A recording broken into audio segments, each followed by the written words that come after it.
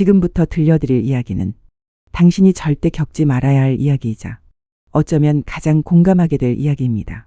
구독과 좋아요 그리고 당신의 생각을 댓글로 남겨주세요. 오늘도 안 와? 아니, 아주 거기서 살 작정이야. 엄마의 목소리가 전화기 너머로 들려왔다. 유리네 집에서 시험 공부를 한다며 짐을 싸들고 나온 지 겨우 이틀째였다. 나는 애써 침착하게 답했다. 며칠 있을 거라 그랬잖아. 겨우 이틀밖에 안 됐는데. 엄마는 다 큰 애들이 제 집 놔두고 남의 집에 너무 오래 패끼치면 안 된다며 빨리 오라고 재촉했다. 나는 약속된 공부를 핑계 삼아 안 된다고 버텼다. 안 돼, 약속 다 된 건데 나 혼자 어떻게 가. 엄마는 한숨을 쉬었다.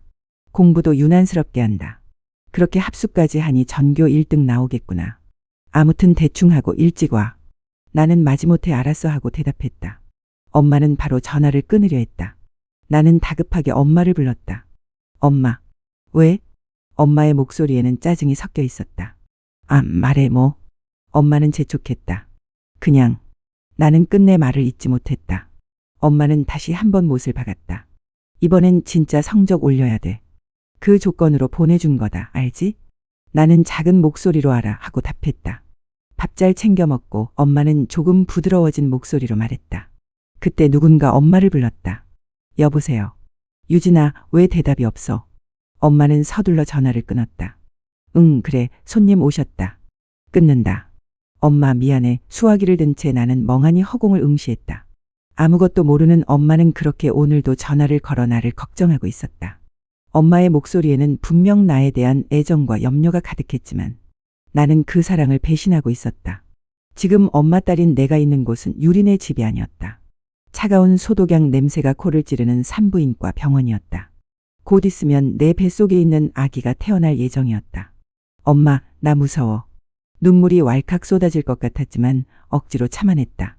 침대에 누워 천장을 바라보니 하얀 등이 눈부셨다. 이 모든 상황이 꿈이었으면 하고 간절히 바랐다. 하지만 현실은 냉혹했고 나는 감당해야 할 무게를 온몸으로 느끼고 있었다. 지난 이틀 동안 엄마에게 거짓말을 하는 것이 너무나 힘들었다. 전화를 받을 때마다 심장이 터질 것 같았고 목소리가 떨리는 것을 들킬까봐 조마조마했다. 엄마는 내가 밤늦게까지 공부하는 줄 알고 격려했지만 나는 병실 침대에 누워 진통을 기다리고 있었다. 친구 유리만이 내 옆을 지켜주고 있었다. 유리마저 없었다면 나는 아마 이 모든 것을 홀로 감당하지 못했을 것이다. 유리네 집에서 시험 공부를 한다는 핑계로 짐을 꾸려 집을 나온 것이 고작 이틀 전이었다. 엄마와 얼굴을 마주치면 분명 눈물이 터져 나올 것 같아서 일부러 엄마가 가게에 있는 동안에 몰래 나왔다. 엄마는 가게에서 고생하며 내 뒷바라지를 하고 있는데 나는 그런 엄마를 속이고 이곳에 와 있었다. 내가 지금 어떤 상황에 처해 있는지 엄마가 알게 된다면 얼마나 충격받으실까. 엄마의 실망하는 얼굴을 상상하는 것만으로도 가슴이 찢어지는 것 같았다. 나는 이제 돌이킬 수 없는 강을 건너고 있었다. 곧 엄마에게 말할 수 없는 비밀이 하나 더 생기는 것이다. 내 뱃속의 아기는 이미 10개월 가까이 자랐고 이제 곧 세상의 빛을 볼 준비를 마쳤다. 나는 이 모든 상황이 너무나 두렵고 무서웠다. 엄마를 속였다는 죄책감과 앞으로 닥쳐올 현실에 대한 막막함이 나를 짓눌렀다. 지금 이 순간 내가 가장 사랑하는 엄마에게 가장 큰 거짓말을 하고 있다는 사실이 나를 더욱 비참하게 만들었다. 지난 여름 뜨거운 햇볕이 한풀 꺾이고 선선한 바람이 불기 시작할 무렵이었다. 찜질방에 가는 것을 좋아했던 나는 그날도 한 동네 목욕탕을 찾았다. 습하고 뜨거운 공기가 가득한 여탕 안에서 몸을 불리고 있는데 옆자리에서 힘들어하는 할머니 한 분이 눈에 들어왔다. 할머니는 쭈그려 앉아 허리를 부여잡고 있었다. 나는 조심스럽게 다가가 등을 밀어드릴까요? 하고 여쭈었다. 할머니는 괜찮다며 손사래를 치셨지만 나는 기어코 할머니의 등을 시원하게 밀어드렸다. 고맙다고 연신 말씀하시던 할머니는 다 밀고 나자 괜찮다는 나를 굳이 자기 옆자리에 앉히더니 내 등을 직접 밀어주기 시작했다. 따뜻한 할머니의 손길이 등에 닿는 순간 할머니는 뜻밖의 말을 건넸다. 아유, 피부나 얼굴 보면 꼭 학생 같은디 결혼을 일찍 했나벼. 할머니의 말에 나는 당황했다. 네? 저 학생 맞아요. 결혼이라뇨. 나는 고등학생이었다. 결혼은커녕 남자친구도 제대로 사귀어 본 적이 없었다. 그러자 할머니는 깜짝 놀라 내 얼굴과 몸을 다시 훑어보며 말했다. 결혼 안 했어? 애기 뵌 거 아니었어. 할머니의 시선은 내 배에 꽂혔다. 그 말에 나는 너무나 민망하고 불쾌해서 얼른 대답했다. 어머, 할머니 무슨 말씀이세요? 살쪄서 그래요. 할머니는 미안하다고 하면서도 아이고, 미안해서 어쩌나. 근디 배 보니 꼭 임산부 같은디라고 덧붙였다. 나는 더 이상 그 자리에 있을 수 없어서 서둘러 목욕탕을 빠져나왔다. 샤워를 마치고 옷을 갈아입는데 왠지 모르게 뒤통수가 따끔거렸다. 할머니의 말이 머릿속을 떠나지 않았다. 정말 나한테 무슨 일이 있는 건 아닐까. 생각해보니 이상한 점들이 있었다. 벌써 몇 달째 생리가 없었다. 보통은 생리 주기가 불규칙하긴 해도 이렇게까지 길게 걸은 적은 없었다. 그리고 요즘 들어 부쩍 살이 쪄서 교복 단추가 뜯어질 지경까지 됐다. 특히 아랫배가 볼록하게 나왔는데 나는 그저 살이 찐 거라고만 생각했었다. 게다가 며칠 전에는 친구 유리가 넌지시 나한테 물어보기까지 했다. 너 요즘 생리는 하니? 혹시 임신한 거 아니야? 그때 그 오빠랑 그 일. 유리마저 그런 말을 할 정도면 정말 뭔가 잘못된 것은 아닐까 하는 불길한 예감이 들었다. 나는 유리에게 버럭 화를 냈다. 아니야. 그 다음에 생리했다 그랬잖아. 그리고 겨우 그거 가지고 무슨 임신이야. 임신은. 너한테 무슨 말을 못해. 내가 다시는 비밀 얘기 하나 봐라. 나는 그렇게 소리치며 획 돌아섰지만 마음속 깊이 불안한 마음이 솟아올랐다. 정말 임신이 아닐까 부정하고 싶었지만 머릿속은 복잡해졌다. 그때 그 오빠와 단 2번 만났을 뿐인데 설마 그 짧은 시간 동안 그런 일이 생길 리가 있을까. 나는 애써 외면하고 싶었지만 할머니의 말과 유리의 의심 그리고 내 몸의 변화들이 모두 하나의 불길한 가능성을 가리키는 것만 같았다. 불안감은 마치 거대한 파도처럼 나를 덮쳐왔다. 심장이 불안하게 쿵쾅거렸다. 아니라고 아닐 거라고 수없이 되뇌었지만 이미 내 안에는 커다란 의심의 씨앗이 심어졌다. 그 일이 있었던 것은 지난 봄 따뜻한 바람이 불어오던 때였다. 친구 유리가 자기가 아는 오빠들이랑 MT를 가자고 했다. 그 오빠들 중 한 명이 유학을 간다며 환송회를 해주는 모임이라고 했다. 나는 망설였지만 유리가 워낙 가자고 졸라. 결국 우리는 대천 바닷가로 향했다. 서울에서 한참을 달려 도착한 대천은 시원한 바닷바람과 탁 트인 풍경으로 가득했다. 오빠들은 우리보다 1살 위였다. 처음에는 조금 어색했지만 오빠들은 재밌고 친절했다. 특히 내 옆에 앉아 계속 농담을 걸던 오빠는 유난히 유쾌했다. 자리가 자리인 만큼 날이 어두워지기 전부터 술자리가 시작되더니 밤이 깊었을 때는 다들 엉망으로 취해버렸다. 나는 술을 잘 마시지 못했지만 분위기에 휩쓸려 오빠들이 주는 소주를 넙죽넙죽 받아 마셨다. 알딸딸한 기분으로 아무렇게나 쓰러져 잠이 들었나 보다. 얼마나 시간이 지났을까. 몽롱한 정신으로 눈을 떠보니 밤은 깊었고 오빠들은 물론 유리까지 다들 술에 취해 널브러져 있었다. 방 안은 술 냄새와 답답한 공기로 가득했다. 화장실 생각이 간절해 나는 부스스 일어나 밖으로 나갔다. 바닷가라 그런지 밤하늘에는 별이 총총 빛나고 있었다. 텁텁한 방 안 공기에서 벗어나 찬 공기를 마시니 기분이 상쾌해졌다. 화장실은 밖에 따로 떨어져 있었다. 칠흑같이 깜깜한 밤에 화장실 앞등불만 희미하게 비치고 있었다. 누구라도 데리고 올 걸 그랬나 하는 생각이 잠깐 들었다. 혼자이니 조금 으스스한 기분이 들었기 때문이다. 하지만 뭐 별일이야 있겠나 하는 마음으로 볼일을 보고 나왔다. 삐걱이는 화장실 문을 확 열어 제치다가 나는 기절할 뻔했다. 문 앞에 뭔가 우뚝 서 있었던 것이다. 너무 놀라 하마터면 소리를 지를 뻔했다. 귀신이야, 뭐야? 그런데 문 앞에 서 있던 그 그림자는 며칠 후 유학을 떠나는 바로 그 주인공. 내 옆에 앉아 내내 농담을 걸던 그 오빠였다. 휴, 귀신이 아니라는 걸 확인하고 조금 안심하는 순간 나는 다시 어둠 속에 묻혔다. 오빠가 나를 와락 껴안는 게 아닌가. 그리고 내 입술에 촉촉한 오빠의 입술이 닿았다. 술이 번쩍 깼다. 조금 전까지 몽롱하던 머릿속은 찬물을 뒤집어 쓴 것처럼 초롱초롱해졌다. 나는 오빠를 밀어내지 않았다. 생각지도 못했던 일이었지만 왜 그런지 나는 가만히 그 상황을 받아들이고 있었다. 그런데 오빠는 그것으로 멈추지 않았다. 나를 어둠 속으로 끌고 가더니 오래오래 키스를 했다. 남자랑 처음 키스를 해본 것은 중학교 3학년 때였다. 그때 잠깐 만나던 남자친구하고 공원 가로등 아래에서 첫 키스를 했다. 어두운 공원으로 들어갈 때부터 나는 뭔지 모를 분위기를 감지했고 마음의 준비를 했지만 막상 그 순간이 왔을 때는 무지무지 떨렸다. 하지만 한편으로는 조금 시시하다는 생각도 했다. 그런데 지금 이 기분은 그때와는 달랐다. 술 기운 때문일까? 이러면 안 되는데 하는 생각이 들었지만 나는 오빠를 뿌리치지 못했다. 잠시 후 오빠의 손은 내 몸을 더듬었고 속옷까지 벗겨내렸다. 밀쳐내려고 했지만 오빠의 힘센 손은 꼼짝도 하지 않았다. 그렇게 나는 첫 경험을 했다.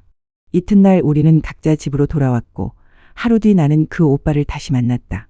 오빠는 다음 날 캐나다로 떠난다고 했다. 내 손을 꼭 잡더니 그날은 미안했다고. 하지만 영원히 잊지 못할 거라는 말을 했다. 또 여름방학 때 돌아올 테니 그때 다시 만나자는 말도 했다. 이메일도 매일 하겠다며. 서로 이메일 주소를 꼼꼼히 주고받은 우리는 그날 밤도 같이 보냈다. 하지만 그게 전부였다. 그날 이후 이상한 낌새를 눈치챈 유리가 하도 캐묻는 바람에 나는 그날 밤의 이야기를 털어놓고 말았다. 유리는 호들갑스럽게 축하한다는 말을 했다.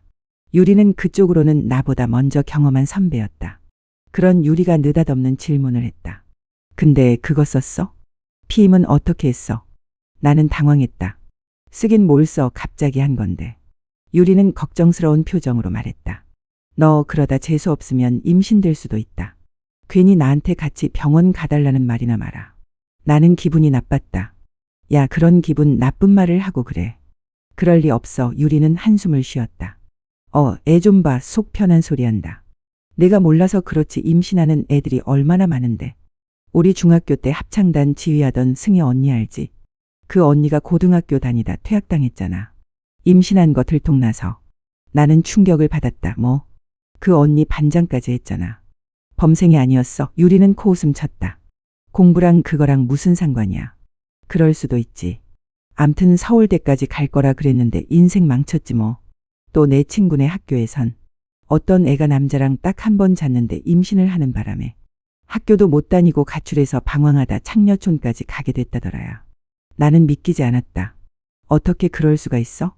딱 한 번 하고도 그럴 수 있나? 유리는 단호하게 말했다. 그럼 그걸 누가 알아? 재수 없으면 그럴 수도 있지. 그러니까 조심하라는 거지. 나는 몸을 떨었다. 넌 나 겁주는 거야? 뭐야? 그런 일 없을 거야. 몰라. 무서우니까 그만 얘기해. 유리는 나를 안심시켰다. 그래. 괜찮을 거야. 그래도 너 혹시 생리 안 하면 바로 나한테 얘기해. 괜히 시간 지나면 더 나쁜 일 생긴다.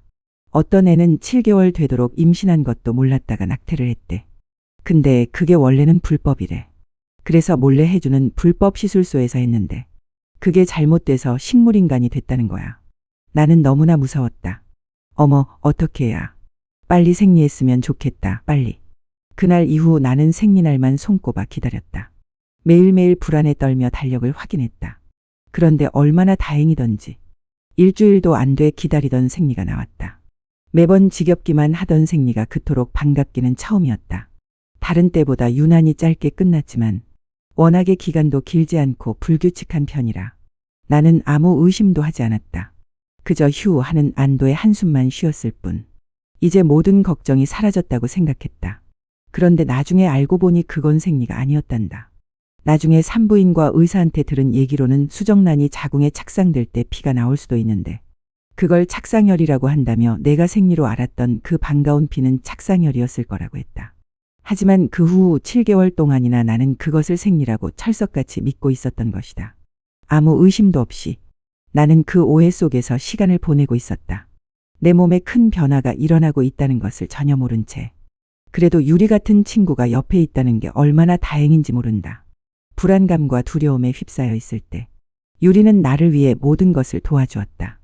유리는 튀어나온 배를 꽁꽁 싸맬 수 있는 복대를 구해줬고 심지어는 아기를 낳는 것을 도와주는 기관까지 찾아줬다. 나를 위해 모든 걸 발벗고 나서서 도와주는 유리를 보며 나는 조금이나마 위안을 얻을 수 있었다. 조마조마한 마음으로 나는 하루하루 시간을 보내야 했다. 다행히 아무도 눈치채지 못한 채 아기 낳을 날이 점차 다가오고 있었다. 학교에서는 큰 옷으로 배를 가리고 다녔고 집에서는 엄마의 눈을 피해 조심스럽게 행동했다. 매일매일이 살얼음판을 걷는 듯한 긴장의 연속이었다. 매일매일을 보내겠다던 캐나다의 오빠와는 연락이 끊긴 지 오래였다. 몇 번 이메일을 보내봤지만 답장이 오지 않았다. 오빠의 아기를 가졌다는 사실을 알리고 싶지도 않았지만 사실 알릴 방법도 없었다. 나는 이제 혼자였다. 내 뱃속의 아기는 그 누구의 축복도 받지 못한 채 태어날 준비를 하고 있었다. 이 모든 상황이 너무나 내 신세가 처량해서 밤마다 베개를 적셨다. 하염없이 눈물이 흘렀다. 왜 이런 일이 나에게 일어났을까? 후회와 자책감 속에서 밤을 지새웠다. 시간이 다가올수록 점점 더 겁이 났다. 아기를 낳는다는 것이 어떤 의미인지 나는 제대로 알지 못했다. 알아보니 유도분만이라는 것을 하면 하루 이틀 만에 아기를 낳고 올 수도 있다고 했다. 겉으로는 윤의 집에서 시험 공부를 하는 척하면서 병원에 다녀올 수 있을 것이라는 생각에 내가 택할 수 있는 길은 그것밖에 없다고 판단했다. 나는 유리네 집에서 며칠 동안 시험 공부를 하기로 했다며 짐을 꾸려 집을 나왔다. 엄마랑 얼굴을 마주치면 분명 눈물이 터져 나올 것 같아서 일부러 엄마가 가게에 있는 동안에 몰래 나왔다. 엄마를 속인다는 죄책감이 나를 짓눌렀지만 달리 방법이 없었다. 차가운 병원 침대에 누웠다. 이제 정말 아기를 낳는 것이다. 배가 아파오기 시작했고 식은땀이 흘렀다. 진통이 시작된 것 같았다. 엄마 생각이 절로 났다. 엄마도 이렇게 나를 낳았겠지. 그때 마침 엄마한테 전화가 왔다. 텔레파시라도 통했던 것일까? 나는 애써 태어난 목소리로 거짓말을 늘어놓으며 통화를 했다. 응, 엄마. 나 공부 열심히 하고 있어. 걱정 마. 통화를 마치고 나니 또다시 눈물이 흘렀다. 엄마 미안해. 나는 그렇게 아기를 낳았다. 내가 가장 사랑하는 엄마를 속인 채 낯선 병원에서 친구 유리의 곁에서 나는 한 생명을 세상에 내보냈다. 그리고 내 안에서 10달을 함께 보낸 천사 같은 아기는 내 품을 떠났다. 나는 아기를 보낼 수밖에 없었다. 어리고 미숙한 내가 이 아기를 책임질 수 없다는 것을 알았기 때문이다. 사랑하는 사람, 사랑해야 할 사람에게 그렇게 빚을 진 것이다. 이 빚을 어떻게 갚을 수 있을까? 모든 것을 잊고 싶다. 아무 일도 없었던 것처럼. 하지만 그럴 수는 없다는 것을 안다. 나는 이제 깨달았다. 다시는 바보 같은 실수를 하지 않을 것이다. 다시는 누군가의 마음에 빚을 지는 일은 하지 않을 것이다. 그것만이 사랑하는 엄마와 떠나보낸 아기에게 빚을 갚는 일이라는 것을 안다. 나는 이제 내일을 준비한다. 과거의 아픔을 딛고 다가올 내 앞날의 책임을 질 수 있는 당당한 내일을 만들어갈 것이다. 구독과 좋아요는 제게 큰 힘이 됩니다. 감사합니다.